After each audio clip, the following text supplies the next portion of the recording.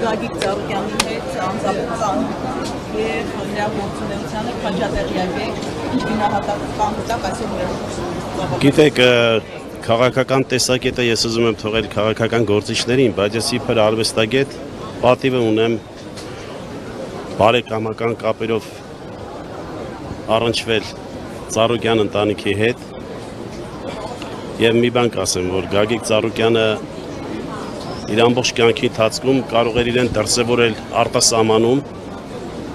իր հնարավորությունները տեղափոխել այնտեղ եւ ապրել շատ բարեկեցիկ կյանքով, բայց նա չարեց այդ ամեն ինչը, իր ունեցվածքը, իր հնարավորությունները կապեց իր հայրենի հողի ջրի հետ եւ գնահատականի փոխարեն նա ստացավ մի բան, անձնական խոսքի եւ վրեժի խնդրու առարկա։ Եվ սրանով մենք ավելի ուրախացնում ենք մեր թշնամի հարևաններին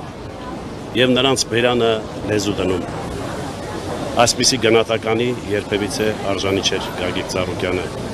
Նա ստեղծել է աշխատատեղեր, հովանավորել է մեր մարզաշխարհին,